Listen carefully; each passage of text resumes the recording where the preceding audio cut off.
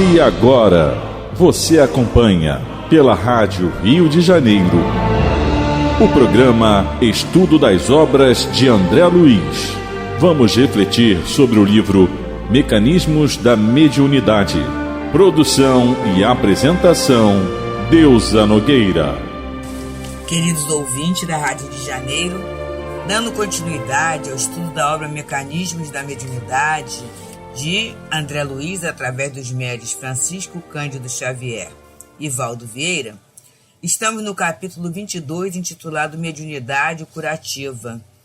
E hoje entraremos no segundo subtema, que ele intitula Sangue e Fluidoterapia. E fluidoterapia, a gente sabe que é o tratamento através dos fluidos, o tratamento através do passe. Inclusive, algumas casas, né, espíritas, elas não usam o nome passe, elas fazem reunião de fluidoterapia, que é a mesma coisa. Mas, assim, às vezes as pessoas têm motivos para usarem nomes diferenciados, né? Nomes distintivos. Então, André Luiz fala assim: salientando-se que o sistema hemático do corpo físico representa o conjunto das energias circulantes no corpo espiritual ou psicossoma, vamos entender que o sistema hemático é o sistema sanguíneo.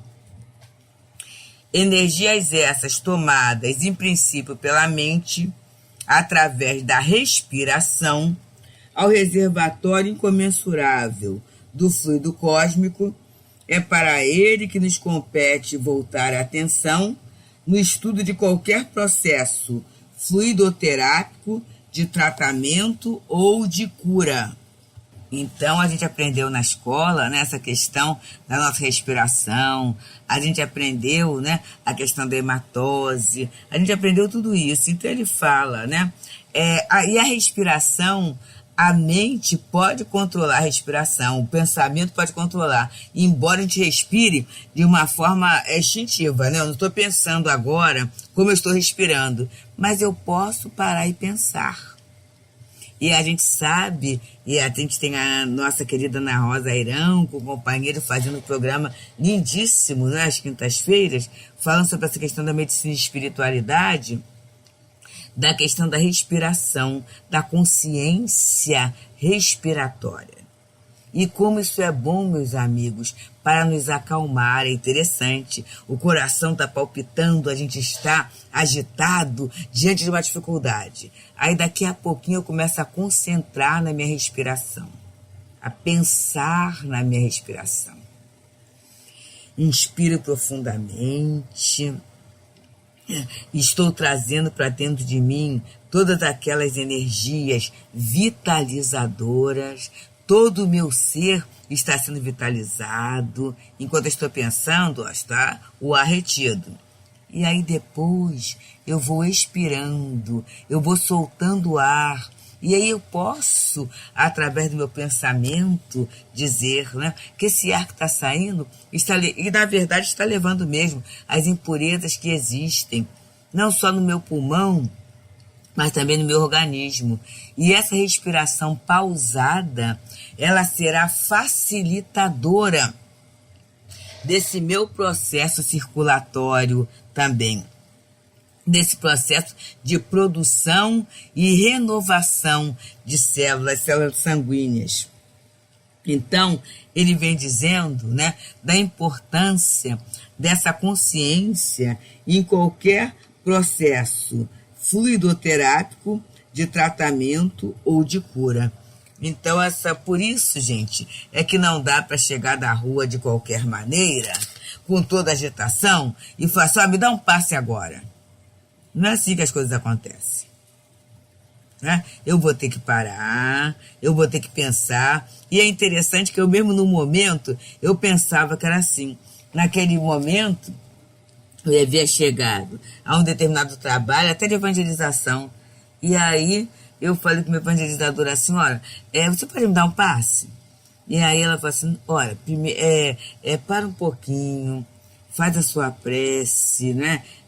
Faça uma leitura. E foi tão interessante, foi tão bom esse parar, né? Porque esse parar é o respirar mesmo, é o pensar.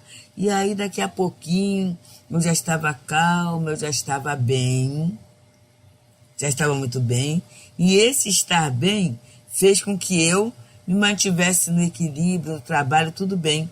Quer dizer, a partir dali, houve um tratamento sim, mas começando de mim, eu absorvendo os recursos magnéticos daquele ambiente de trabalho que eu estava. E é por isso que quando a criatura vai para um processo desse, é pedido que ela chegue um tanto mais cedo, né? É antecedido sempre de uma prece, de uma leitura de uma página. Em alguns locais, como no Leon Denis, até a reunião pública, ela vai se processando. E a pessoa, ela entra, né?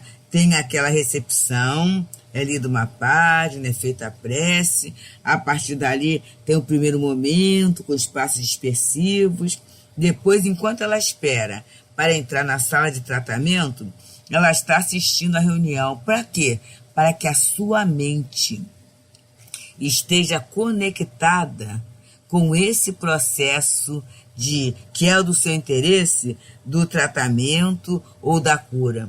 E ali, naquele momento, a reunião está sendo feita, são trazidos elementos superiores, elementos restauradores, elementos de pacificação, e a criatura atenta àquela reunião, ao que está acontecendo, ela já começa a abrir o psicossoma, olha só, o seu perispírito, né? Ele começa a abrir os seus chakras, os seus centros de forças para a recepção das energias do passe. E é claro que dentro de tudo isso, não é só o trabalho material que a gente vai ver. A gente vai ver no trabalho 2 amigos espirituais que são os responsáveis por aquela tarefa, em conjugação até com o guia espiritual, os amigos espirituais daquele paciente. Olha quanta coisa acontecendo nessa antessala, na antecâmara da salinha de tratamento. E continua André Luiz a nos falar, relacionados com os centros psicossomáticos, e nós no programa passado, nós falamos desses centros de forças, né? Então, relacionado aos centros psicossomáticos, os variados núcleos da vida sanguínea produzem as grandes coletividades corpusculares das hemácias, dos leucócitos, dos trombócitos, macrófagos, linfócitos, histiócitos, plasmócitos, monócitos e outras unidades a se dividir inteligentemente em famílias numerosas. Todos esses nomes que eu falei aqui, hemácias, leucócitos, trombócitos, macrófagos, linfócitos, histiócitos, plasmócitos, monócitos, é tudo relacionado ao sistema sanguíneo. Olha só, gente. Estou até sorrindo agora, né? Do sanguinho que a gente, às vezes, num corte de uma agulha, né? Uma picadinha de uma agulha, ou corte de uma faca, sai aquela gotinha de sangue. Quanta gente envolvida. E aí, gente, entre aspas, é claro. Quantos elementos envolvidos ali. E, mais uma vez, meus amigos, a gente para, né? E glorifica a vida. Glorifica essa obra de Deus em nós. Em nós. Que beleza, né? E cada um com a sua função. A gente não vê, até porque eles são microscópicos, mas cada um desempenhando o seu papel. Então, eles se movimentam em trabalho constante, desde os fulcros geratrizes do baço e da medula óssea, do fígado e dos gânglios, até o âmago dos órgãos. Então, é o sistema funcionando. E tudo funcionando para o nosso aproveitamento reencarnatório, né? Para que a gente bem se aproprie desse sentido da vida, do aprendizado, do progresso, da elevação. E ele continua dizendo, fácil entender que todo desregramento de natureza física ou moral faz-se refletir de imediato por reações mentais consequentes sobre as províncias celulares, determinando situações favoráveis ou desfavoráveis ao equilíbrio orgânico.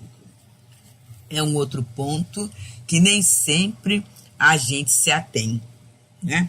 A gente muitas vezes acha que o desregramento atinge só o físico, quando é um desregramento físico, e que o desregramento moral atinge só o espírito.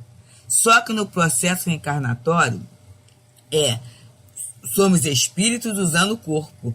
Então, sempre, esse desregramento físico, na verdade, é uma consequência do moral.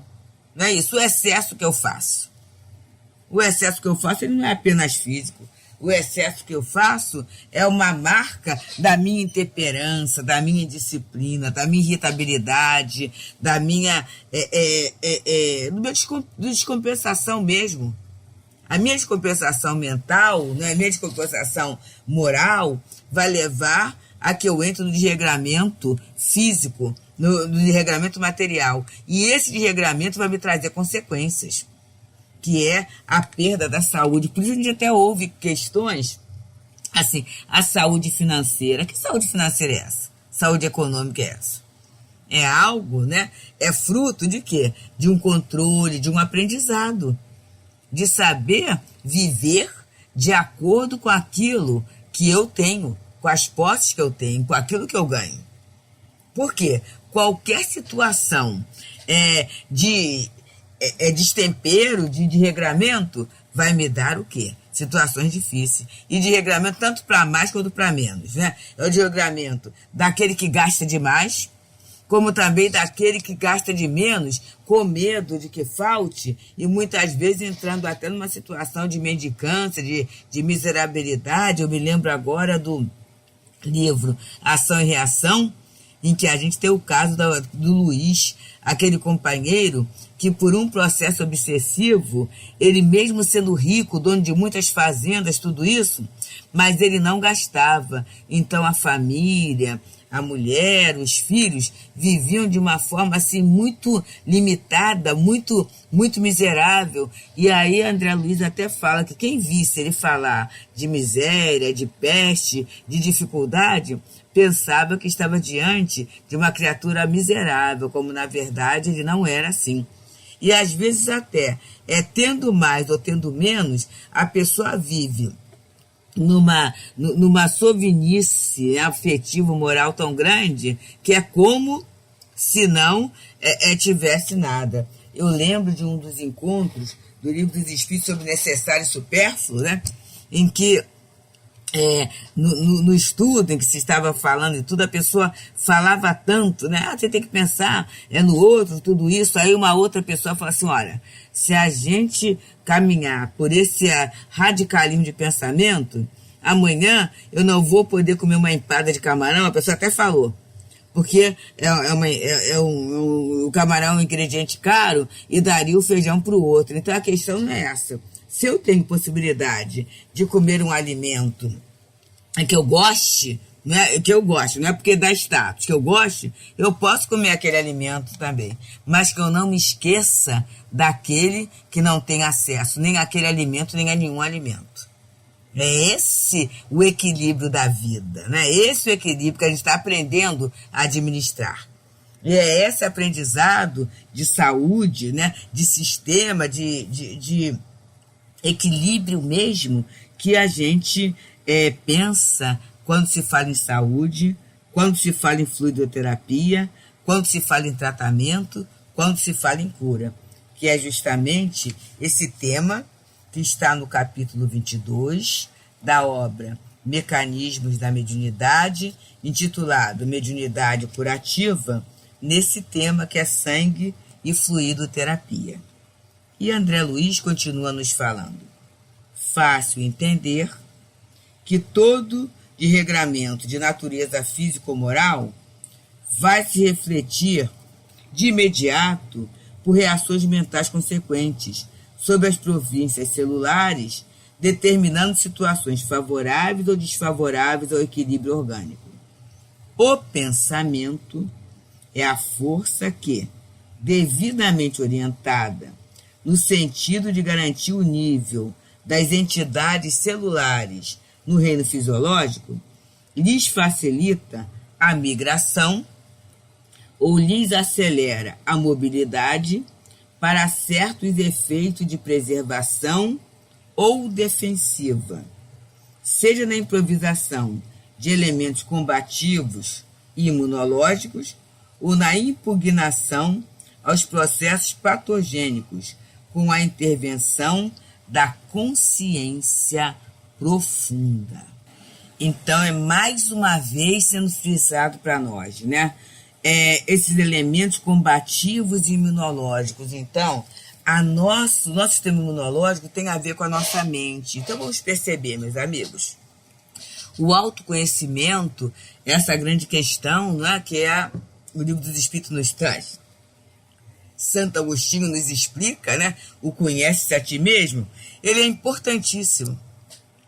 Se eu sou uma pessoa impressionável, né, por exemplo, com sangues, para que eu vou ver filme de guerra, fato de guerra? Eu posso até saber, mas não fixar aquela imagem.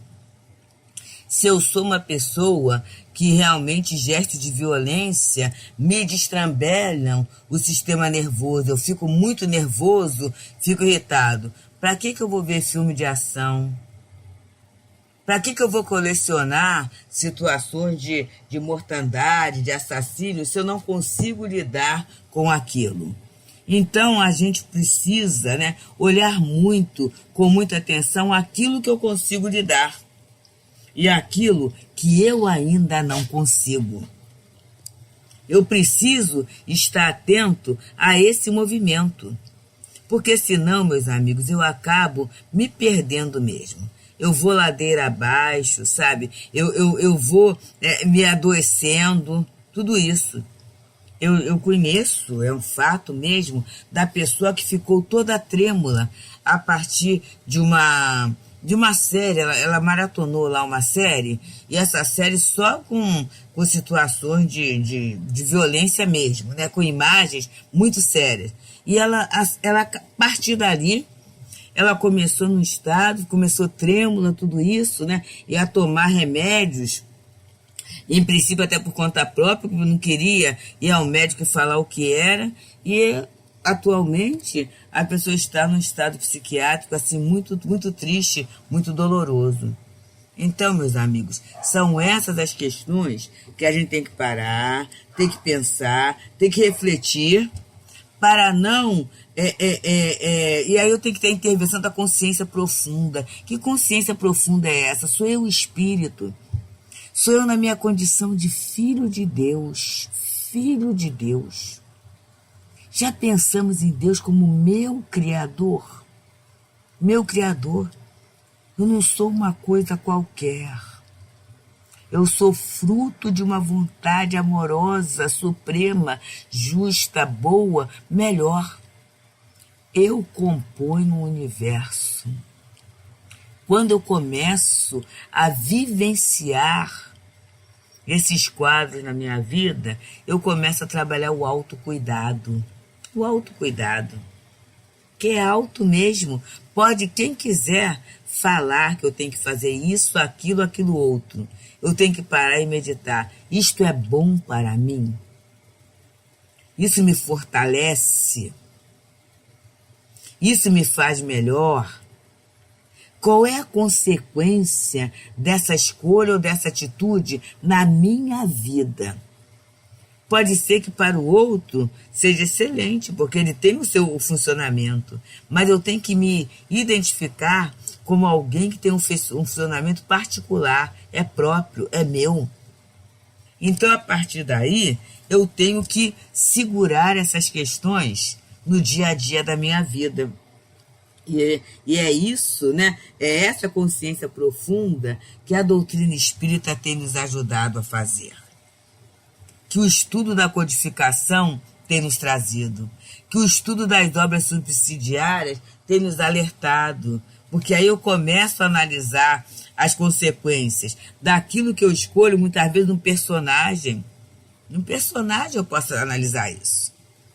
Num conto eu posso analisar isso, que é uma forma didática, uma forma pedagógica para que um conhecimento possa chegar até meu coração. E a partir daí eu vou me trabalhando mesmo, trabalhando esse conhecimento. E vou buscando na prece, vou buscando no contato com amigos, vou buscando no trabalho de esclarecimento, condições para trabalhar esse meu sistema imunológico, trabalhar elementos combativos, né?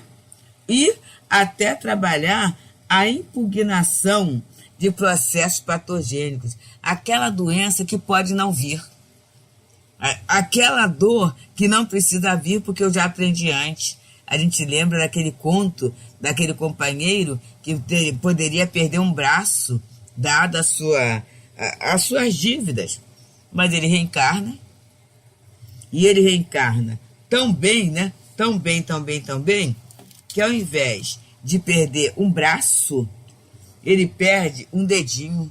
Ele perde um dedinho. E perdendo um dedinho, ele continua, né, a caminhar, a fazer a sua tarefa. Por quê? Porque ele trabalhou muito do bem. Ele aproveitou o tempo para ser aquele bom companheiro, para ser aquele bom irmão, para ser aquela pessoa ética, né, para ser aquela pessoa cristã. E aí, o aprendizado da vida era aprender a usar as mãos, aprender a usar o implemento.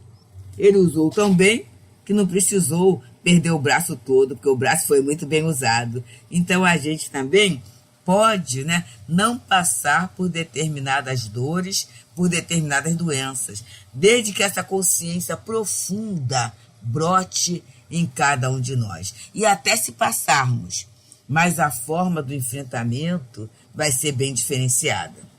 E aí ele continua nos falando. Deduzimos, sem dificuldade, que se é possível a hipnotização da mente humana com vistas a certos fins, com mais propriedade, operar-se-á a magnetização das entidades corpusculares para efeitos determinados no ajustamento das células. Então, é essa beleza, né, que a gente pode fazer. Né? Como André Luiz fala, as células são educáveis. Então a gente pode, naquele momento em que eu vou comer por gula, e eu trago alimentação, porque eu acho que é um exemplo mais ou menos leve, eu falar assim, olha só, eu já estou alimentada, o que eu comi me basta, não precisa mais. Será que é fome mesmo ou é sede?